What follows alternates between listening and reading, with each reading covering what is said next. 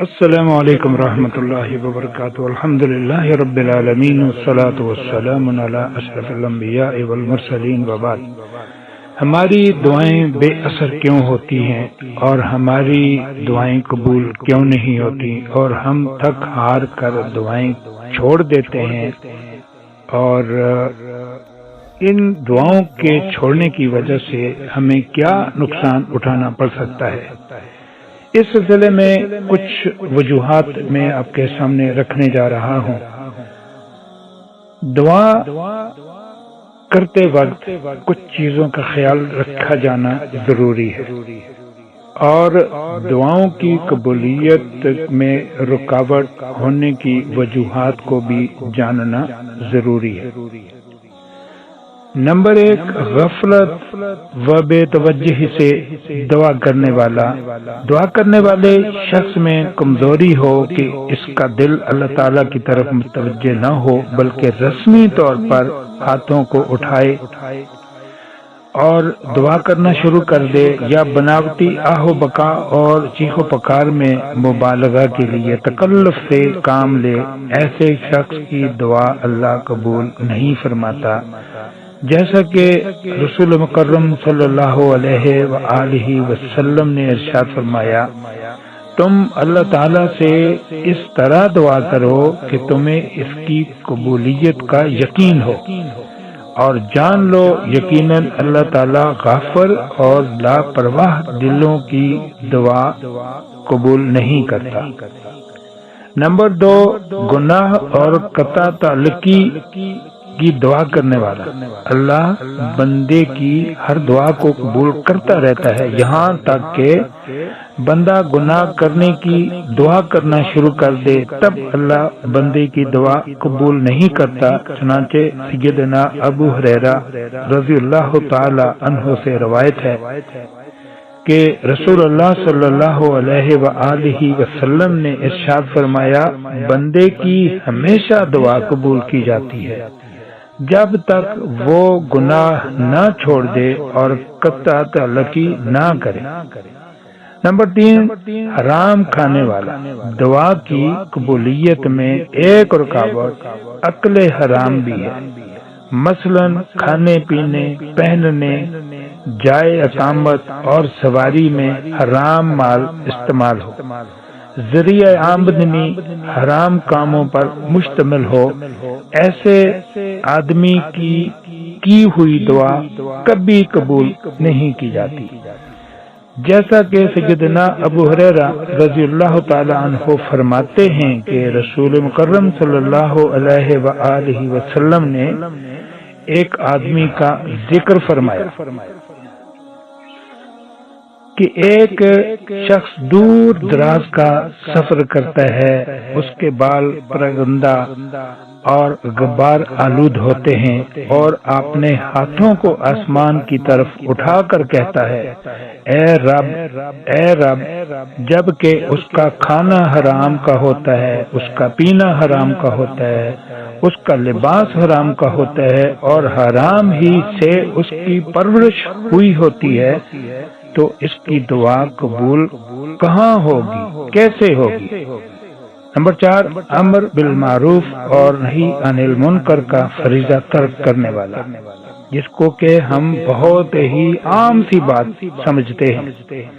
سیدنا حذیفہ بن یمان رضی اللہ تعالی عنہ سے روایت ہے کہ رسول اللہ صلی اللہ علیہ وآلہ وسلم نے ارشاد فرمایا، اس ذات کی قسم جس کے ہاتھ میں میری جان ہے، تم ضرور امر بالمعروف، نیکی کا حکم اور نہی عن المنکر، برائی سے روکنے کا فریضہ سر انجام دیتے رہو، ورنہ قریب ہے کہ اللہ تعالیٰ تم پر اپنی طرف سے عذاب بھیج دے گا، اور پھر تم دعا کرو گے مگر تمہاری دعا کو وہ قبول نہیں کرے گا۔ آج ہم یہی کہتے ہیں کہ جو جس حال میں ہے اس کو لگا رہنے دو، کسی کو چھیڑو نہ، اور اپنی بات جس پر چل رہے ہو، جس پر عمل کر رہے ہو، اس کو چھوڑو نہ۔ یہ بات انتہائی تباہ کن ہے، انتہائی خطرناک ہے۔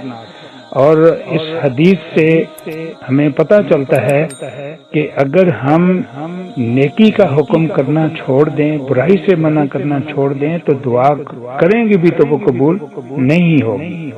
نمبر 5، دعا کی قبولیت کے لیے جلد بازی کرنا اور مایوس ہو کر دعا ترک کر دینا۔ بندے کی دعا اس وقت تک قبول ہوتی ہے جب تک کہ وہ جلدی نہ کرے، تو ساتھ بندہ یہ کہتا بھی ہے کہ میں نے دعا کی مگر میری دعا قبول نہیں کی گئی، اور وہ تھک ہار کے دعا کرنا چھوڑ دیتا ہے، اللہ تعالیٰ کی بندگی میں کوتاہی کرنا، سستی کرنا شروع کر دیتا ہے۔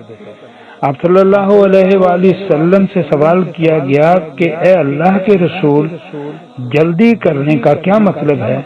آپ صلی اللہ علیہ وآلہ وسلم نے ارشاد فرمایا، دعا کرنے والا یوں کہے کہ میں نے کئی مرتبہ دعا کی لیکن مجھے قبولیت کے کوئی آثار دکھائی نہیں دیے، پھر وہ اکتا کر دعا کرنا چھوڑ دیتا ہے۔ یاد رہے، دعا میں جلدی کرنے کا مطلب یہ نہیں کہ انسان یہ دعا کرے اے اللہ میری دعا جلدی قبول فرما، بلکہ جلد بازی اکتا کر دعا ترک کر دینے کا نام ہے۔ اس لیے اگر انسان کی مراد پوری نہ ہو تو اسے مسلسل دعا کرتے رہنا چاہیے۔ اور یہاں ایسے امور ذکر کر دیے گئے ہیں جو دعا کی قبولیت کا سبب بن سکتے ہیں۔ اللہ تعالیٰ کی رحمت سے کامل امید رکھتے ہوئے ان کو اختیار کیا جائے۔ ان میں سے چند اسباب کو اختیار کرنا بھی فائدے سے خالی نہیں ہے۔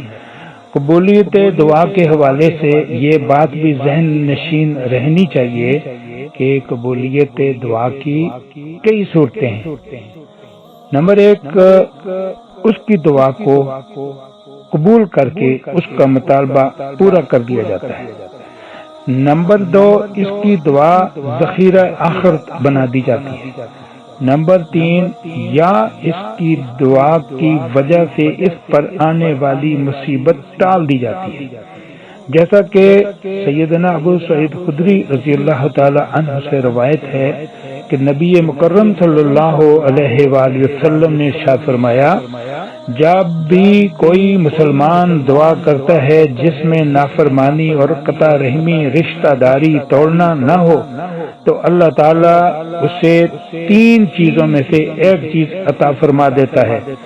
یا تو دنیا میں اس کی دعا جلد قبول کر لی جاتی ہے، یا آخرت میں اس کی دعا کو اس کے لیے ذخیرہ بنا دیا جاتا ہے، یا اس کے برابر کسی مصیبت کو دور فرما دیتا ہے۔